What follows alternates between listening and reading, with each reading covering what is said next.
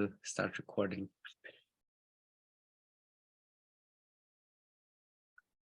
Because we just had our Cobudget round, and I felt that it's actually a very interesting time to talk about not just the Cobudget round, but generally speaking, sharing money in Enspiral Europe, since now we actually have a node that has a budget and we are separate from the main Enspiral and can make some independent decisions on how we spent our budget. So I don't really have any structure. It's more like a free flow conversation. We can reflect on the co-budget round, either from the perspective of Annie, if you feel like sharing anything on your end, like how was it for you? It doesn't need to be like worky, you know, deep insides of technology. I think it's more like, you know, what was the vibe? How was it on your end? And also from all of you, like what was your experience of this co-budget round? For me, it was my first ever. I know for Sylvia as well. I don't know about the rest of you. Okay, so yeah, it's I find it like super fascinating topic in general in groups, like sharing money. And since we're going to be doing that for the foreseeable future in Enspiral Europe, and for this it's a cool conversation to start. Yeah, so I don't know. Would you like to share a bit, Anna, about your experience of how was it for you as one of the facilitators, and yeah, what was your experience on the other end, setting it all up and getting people to participate? Yeah, I can share a bit. Actually, I had no clue what I signed up for. It was like, who wants to facilitate co-budget? And for me, it wasn't like super clear at that time, like, how long does it take? What is a bucket? So it was a bit stepping into the unknown. And I must say that some things I only understand at the very end, like, okay, for instance, like a bucket can also be something like Uli does. He is just like a fund manager for the blog, and the money stays with the foundation, and he just decides and coordinates a bit. But basically, the money transfer is between authors of blogs and the foundation. So it's like, it can be a lot more than what I imagined it to be. I thought in the beginning, I thought it had to be like a piece of work. As for instance, you will revise the handbook and you invoice for that. So by facilitating the thing, I learned with you like what it can be. So I'm actually intrigued like for the next round, because now you all understand better what Cobudget is about. And now that we fully get it, I hope it doesn't last anymore for 3 years or something before the next round will happen. So I feel like, well, I personally, and I hope everyone has built like knowledge, like what it is.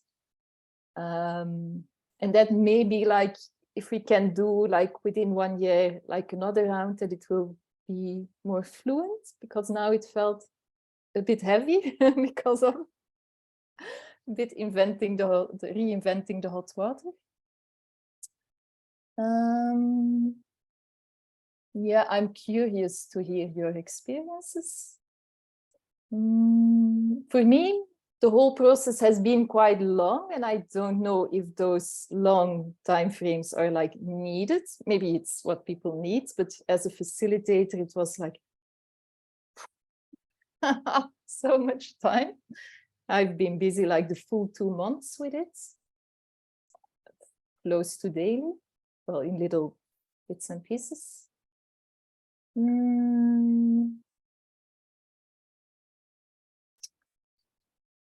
Yeah, what else is there?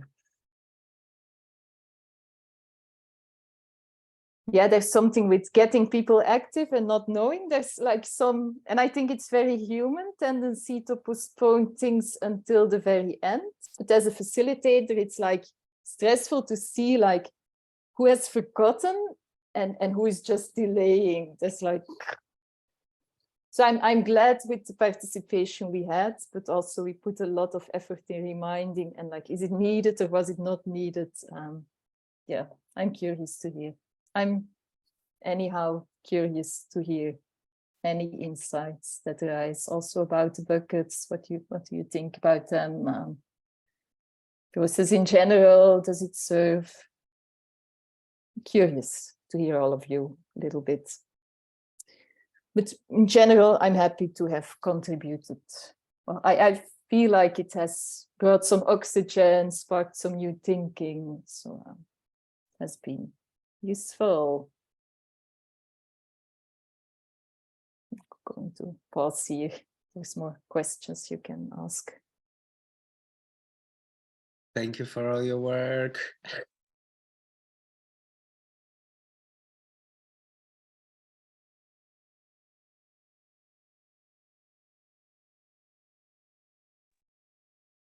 I'm curious to hear from people who experienced co-budget rounds in the past. Like, was there differences, or like what was, like how was it compared to other ones? Like, what is the direction that this co-budget rounds seem to be taking?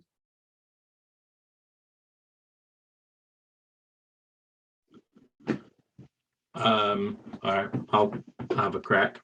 So I think I don't know how many co-budget rounds I've done. I've lost track. But there's been a few, and sometimes I think at one point co-budget was more fun a long time ago. Like, people would propose silly things like, I don't know, costumes or party this, or I think at one point someone asked for like a camera, like to go traveling with, you know. But that was when it was connected to services. So it was a lot about Co-budget inside Enspiral has been an interesting journey, because I think at one point there was a physical space. So co-budgeting was a very nice way of democratizing spending money on space improvement, for example. And then at one point, when we kind of went into austerity mode, co-budget really became like a way of, like, only super businessy critical stuff appeared in there. And I think that it kind of lost a bit of the enjoyment or the excitement there, because when part of the whole process is like you're democratizing or decentralizing the prioritization of how to spend funds. That's kind of what it is here's a bunch of ideas, and let's ask the mob to essentially prioritize what the most important thing is via funding. And when everything is just basically being determined by members or the board and saying like, yeah, this is critical, all that stuff just gets funded. And it's kind of like, well, why are we even bothering? Because essentially we've already earmarked all the funding for these kind of critical things. So this round felt like swinging back from that, which felt really good to me. Like, it felt like there was node stuff, there was some fun stuff, there was some uncertainty. I think the one comment I would make is, when there's enough money to fund everything, I think that it kind of defeats the purpose of the whole thing. So one thing I would say is, like, I'd be curious what would have happened in here if we had half the money in this round, because I'm looking at the bucket. So it's cool, like 80% of stuff is fully funded, some stuff is overfunded. But, you know, like, if it's an exercise of coming together and having a conversation about what's important, if we can fund everything, then, I mean, I suppose we don't know what people are going to propose, but that's something worth, I think, to think about, of like, if we haven't got enough buckets coming up, then we shouldn't be spending all the money, is kind of my view on it. It's okay to save the money for another time. And I'm curious on some of these buckets that weren't funded, you know, like, does the fund still get allocated, or does it go back into the kitty for next time? Like, that's a bit unclear. And I don't know if that was, yeah. And maybe that's two different types of buckets. Like, one is like a bucket where whatever money you'll give will be used. Another bucket is, if we don't hit this threshold, we're not going to take anything. So I think some clarity around that. Yeah, I feel this was good. I think it was one of it feels like it's striking the right balance of like there's some like dealing with some things like paying John out, but also doing some creative things. There's also kind of a bit of bureaucracy, you know, just the fairy blog budget clicking, you know, just self-management. Yeah, it feels like it's in a good place. That's me.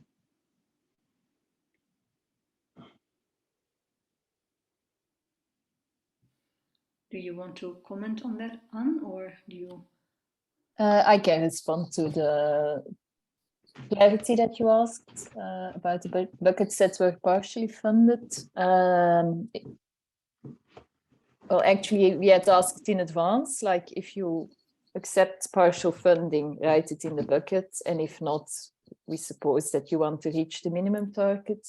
So most said to accept partial funding as well. There's just the two of Mark, one about the New Zealand node and one about Enspiral purpose, and those weren't fully funded. And he's now doing an inquiry whether he wants to do something with the partial budget or just cancel them totally. And it's a bit up to him. So those two are still unclear. And all other people said they were happy to take what they got. But yeah, it's, well, there was indeed something with the quantity of money and the budgets asked. It felt a bit like it should have been more buckets, maybe. Yeah, it's also like if the scope of the bucket was defined on 100% funding, but now it's only getting half the funding, but the scope hasn't changed. Like, what does that mean? Like, it's almost like the scope of the proposal has to be redefined if it's taking less funds. Equally, like some of these are completely overfunded, like the blog and podcast one. Well, that's fine because it's just basically a budget that's going to get allocated over time, so that doesn't matter if it's overfunded. But it might be that, you know, the website one is 131%, and it's like, well, did that need 31% extra? I mean, I think Optimi proposed something pretty tight. So I'm kind of, what does overfunding mean as well? Like, is it? Yeah, I'm also sitting with the idea, like, will all that money be consumed? I can also imagine that for some of the buckets, not too much will happen and the money just stays with the foundation. I'm not sure. It could be. Yeah. And you can make the decision. You haven't yet given up the power. It's still yours. Yeah, exactly. I think so yeah, and also like the Web3 node one had a budget of $1, so it's 344,000% overfunded, which I think is delightful. But also, if we allow for things like that, it's kind of, again, like, are we just pouring money in there? You know, like what's the process here of what's the point of writing a proposal or scoping budgets if we can just overfund things like that or underfund things and it goes ahead?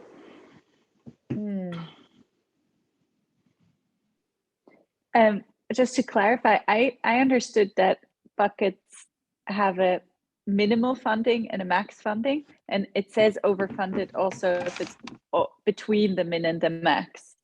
But maybe I understood it wrong. But with many, it was like saying it's fully funded or it's overfunded, and then I looked at it and it was like, oh, it's just a minimum is covered, but actually they can do a lot more with extra money. Yeah, how I understood it. Yeah, I think Joshua hacked the system by putting $1 New Zealand as a minimum and 10,000 as the maximum. So then it is like, yeah, anything is welcome, but there's no clear scope related to it. Yeah. So that's interesting. So the funded is based upon the minimum. Yeah. Right. That's confusing, but okay. That's just got Cobudget's UI. Got it. I think in the Yeah. context of Web3, it kind of made sense because if I remember correctly, it was written somewhere that the money that's not going to be spent on the actual work will just be distributed into the Enspiral wallet. So it's basically deciding, hey, how much New Zealand dollars we want to transfer into crypto assets. And in that sense, it kind of, yeah, like for that bucket, I found it actually, it did make sense. And I found it kind of interesting that like we didn't have so much Web3 conversations. Like there's this Web3 channel in Enspiral, but it's not very active. And yet this is by far the most funded bucket. Like it's just gigantically more funded than anything else. So, and not in terms of percentage, in terms of actual dollars. So that also kind of expresses, I guess, if we think that we're voting with money, it seems like actually it is quite important for the network to develop this Web3 architecture for Enspiral.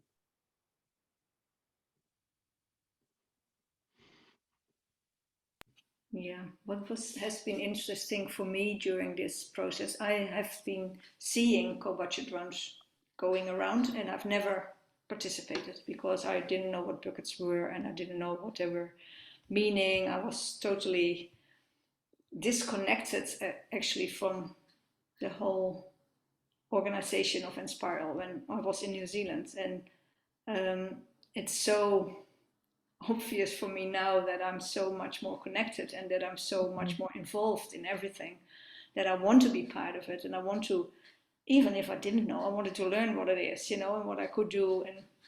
And what for me stuck out the most, that maybe it's been done like that for years, I don't know, because it was my first time as well that I participated, but that you actually got a sum of money that you could divide over things, and I thought that was so exciting. I was really, I thought, oh, I've got my own money to spend, and I can actually decide where I put it. And but yeah, like for instance, the Zoom account for Europe.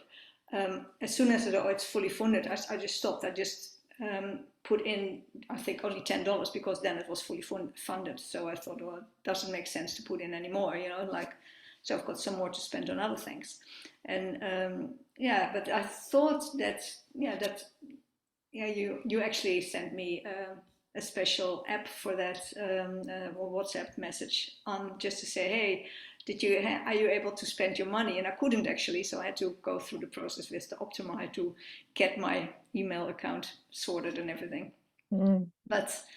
But it was really, that was really inspiring for me to say, oh, I've got my own bit of money that I can spend here. And so, yeah, that was the feedback I had anyway. And I've been wondering the same things with Dan, but it has been sort of clarified now. So that is helpful. What I also thought was that it was a lot of work for you. I could see that it was actually so much work and it took ages. And I was thinking myself as well, is there not an easier way to do this the next time? So it doesn't take so much work for you guys. That's, but I don't know, you know, because I haven't got a clue about about technical parts and all that sort of things. What would you suggest as an easier way to do it? And that's what I said, I haven't got a clue, but I just thought, well, it seemed that it was so much work for you. And from the outside. It's an interesting point though, because in its inefficiency, I mean, I appreciate that there's a whole bunch of work for the facilitator, but I think it's the idea is to have an inefficient process. Like if you think about it, getting a whole bunch of people to collaborate on deciding how to spend money is far less efficient than just getting some delegated people to make the decision for you. So we're trying to make a fundamentally inefficient thing as efficient as possible. So I think we're always going to there's, and in that inefficiency, I think is the opportunity for collaboration and discourse and discussion. So I think it's, you know, there's obviously try to make the facilitator's life as easy as possible, but it is fundamentally an inefficient process, I would say. Thanks, Dan. That's a great insight. And also, Anne, like you were asking before, kind of, like your prompts, reminders, getting people engaged, like, was it useful? Was it necessary? I feel like the way you facilitated it, it was brilliant. Like I know it was a long process, but I guess it kind of, I mean, okay, you could say it's 1 week co-budget round, that's it. If you're not there, too bad. Like you just have to optimize your time to be present online. And I mean, it's not such a big ask actually, right? Because at the end of the day, if you have a bucket, you can prepare it in advance and then just copy paste it into Cobudget. And then if you want to distribute the money, like even if you want to read through every single bucket, what it takes you maybe an hour of your time. So it's not so demanding on time. But I kind of like the fact that it was sort of longish. It made it feel like, okay, there's this process happening and there's this energy. And and I felt like the prompts that were sent in different, like the spacing was very good, like, okay, there was like this whole build up, like, hey, this is going to happen. It's going to happen. It's almost going to happen soon. And then, like, okay, it's happening now. Put your projects, do this, and then Slack, newsletter, Lumio, and everything is kind of working. So it was almost like good example of seeing how can we use different channels in Enspiral to actually engage people, because we know that maybe how much 20% are on Slack and the rest just never go there. And then I have no idea about Lumio. Like, I mean, I know everybody is on Lumio, but do people actually read Lumio? I'm not so sure. Like, would be interesting actually to have some kind of statistics on that. And then newsletter, I can see that it has, the internal one has quite high open rates, but it's not 100%, but it's still like 60 or something, so, or 70. So people read it, but not everyone. So I'm pretty confident that there are people in Enspiral that just don't know at all what is happening. And that's also okay, right? But I guess this is why you have this spacing. So like you get them from different places. And I really like the facilitation. Like it seemed very straightforward. And then I know you had the calls, the extra things. I didn't participate in these, so I don't know, like, how useful it was, what was the outcome of the calls. But I found it cool that there is something like just moving the energy, giving people spaces to get involved if they choose to, and just holding the space. And if nobody shows up, oh well, it's fine. But yeah, I found it really, really cool. Like just very straightforward, just, hey, there's a few reminders and a few calls, and at least that's what I've seen from my side. And it worked, at the end we had quite a few people participating. Yeah, thanks. One comment, well, I'm grateful to hear this. One comment that Fran gave was like that towards the end, it was a bit like, maybe as I understand it from her, like over-facilitated, like too many reminders that people should fund. And she said, like, maybe we should give people the freedom, like, to not fund, like to just say, like, the buckets there aren't my thing, and I just keep it, and it goes back to the Enspiral Foundation. And actually, to solve that, what we could do the next time is to put a bucket, like, back to Enspiral Foundation. I don't like to fund anything of this. And then it's like clear, like who has forgotten and who doesn't want to fund, because then you fund that one. That would be helpful from my perspective, because it's quite stressful if there's still so much money, like 3 days before the deadline. It's like... Yeah, I think that's super insightful. I think that would be a really great improvement to make. And I was going to make a comment on this or ask you specifically, Anne, around chasing people to spend money. Like how much of that in the later half of the process was kind of energy draining and or stressful, like to chase people to spend money who had opted in? I actually found the most stressful part, like in the middle of the time that people should put up buckets. I was like, not so much happening. There were That's interesting. Well, when the invitation was launched, there were some people who quite quickly responded and put up some things, like Rich, for instance, was like almost immediate. And then the middle part was for me like super energy draining, like, this isn't going anywhere. There's people having like a bit of talk on Slack, slow, but like, ooh, it was for me like super annoying, that part. It was also the time when I chose to step back from the connection working group, because I was really like Enspiral tired with like, whoa, yeah, like slightly burning out on the thing. It was also when Mel entered for co-facilitation, and like she saved me. So that was hard. And the call that we had towards the end was actually sparking like a lot of buckets. Suddenly there were like 4 more after that call. It was like people just put up their buckets like very close before the deadline. Yeah. So I had something like, what a relief. And actually the spending money phase, I wasn't too stressed. I would have regretted if people would have forgotten. So I've done a lot of reminding, but that phase wasn't too hard. Like the end was here as well. So that's super insightful. I wonder if like maybe a takeaway here is that we shouldn't start a co-budget round unless we have X number of drafted buckets beforehand. Like, so like, you know, Optimi could have easily prepped their 2 ahead of time and posted them in Vimeo. And so we could have had like 5 or 6 ready to go and say like there's actually a minimum threshold before we even start a round. Well, we had a few. Optimi had them also quite fast. So like the first week was like fruitful, but the middle part was good. Yeah, but I think that this is skip the middle part. Well, or maybe that's just it's not surprising to me that the middle's is like this kind of trough of inactivity, and so maybe it's just the lesson there for the facilitator is to just not worry about it.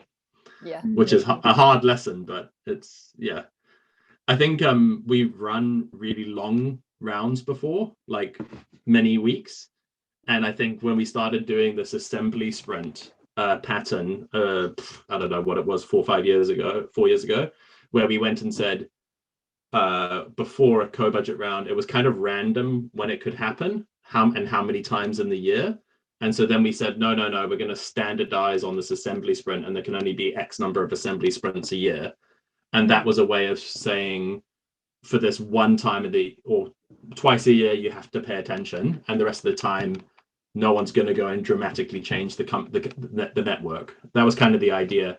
Sorry, that was assembly sprints, but also I think it kind of works for co-budget as well, of like trying to kind of shrink the time and have a shorter, more intense period.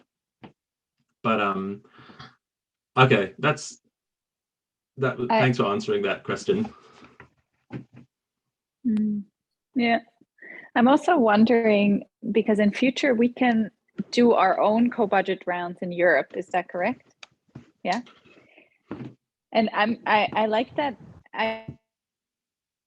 idea. I feel like distributing money a bit or coming up with budgets out of the blue is quite an ask. And I wonder if we could think about coordinating the scheduling around the retreats so that we can have an open space at the retreats where we come up with buckets, and also other people can come up with buckets, but that there's some like strategy or energy at least around like direction and ideas of what could be problems that we want to solve, and either coordinate rounds so they're around the times where there's energy. Because for me it's really hard to really engage online outside of the existing containers, the retreats, the connection calls, all the other things feel like, okay, I really have to write down the deadline. And I was like 2 hours before the deadline, I was like, okay, I'm going to do it, because otherwise Anne is going to be angry.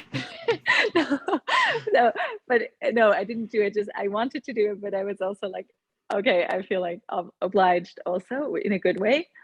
So it helped the reminders.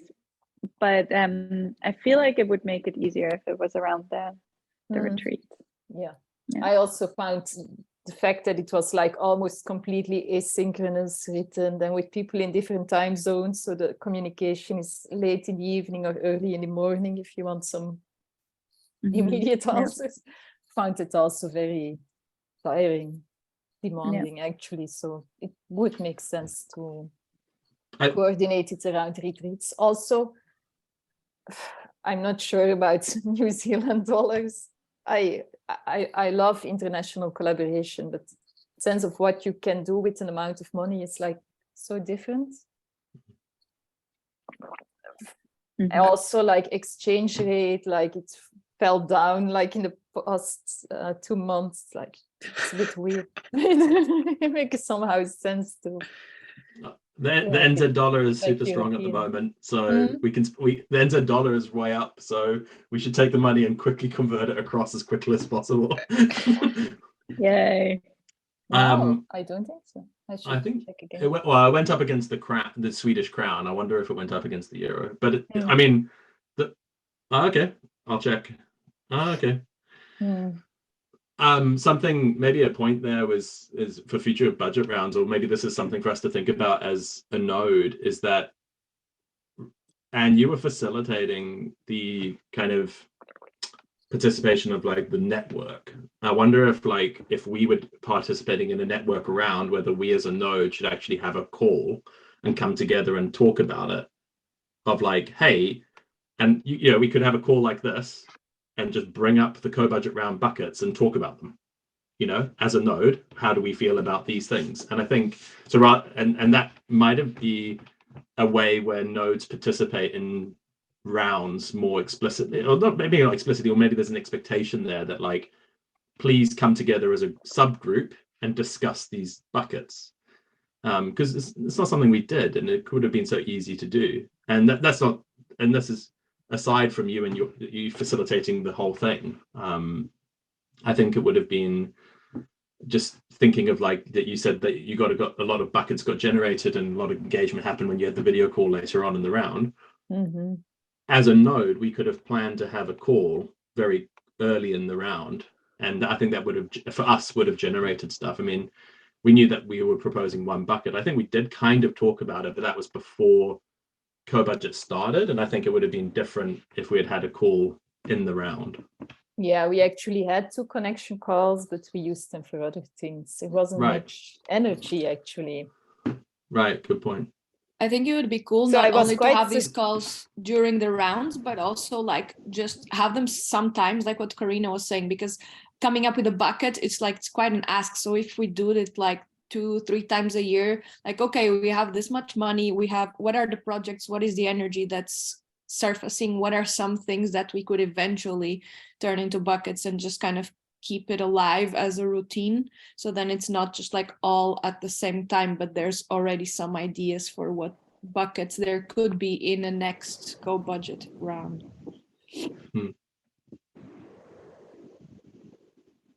Yeah, wouldn't do it too often either. I think it needs something like 9 months or something. In any case, it seems like coordinating it with retreats makes sense, because that's when energy is anyway. So we have a couple of minutes left, so just like putting in time awareness. So if there's still like some points, anybody who hasn't shared much wants to add some insights, or any other bubbling questions to inspire future conversations on that subject. One thing that I find a bit weird in the process is that you can fund only once, that you cannot reshuffle money based on what you see others do. And that makes it, I feel a bit uneasy with that. I would love to have like a second round. So, like now there's a tendency, like it encourages you to postpone until the end, because then you really make the difference. So there's something I don't like about that. I can add just for a moment. I think I didn't follow it because I was sort of out of the loop. But I'm just listening to you guys. I've learned a lot about what they are, and I don't have access, so I'll have a look at it and figure that out later on today. But I think for me, it's almost like the imagination of what can a bucket be. You know, like what is the scope of the bucket? And it would, like, for me, having a workshop and being able to sort of talk about stuff in a retreat would be really fantastic. So I sort of add to that. I'm just sort of listening in, but it's a fascinating process. And thank you, An, for all your hard work putting it together. Thank you.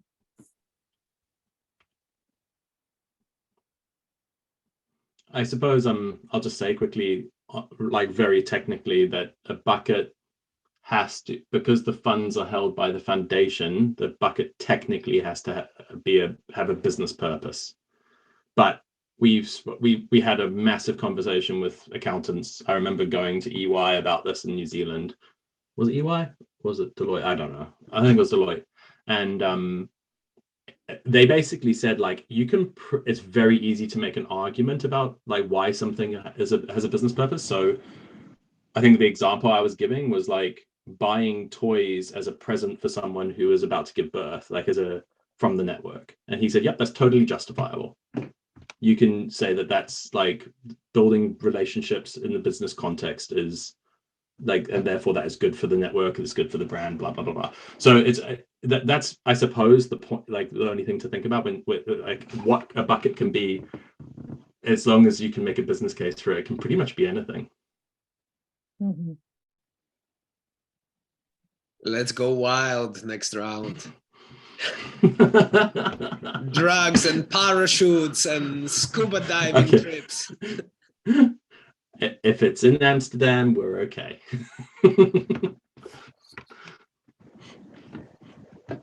Yeah.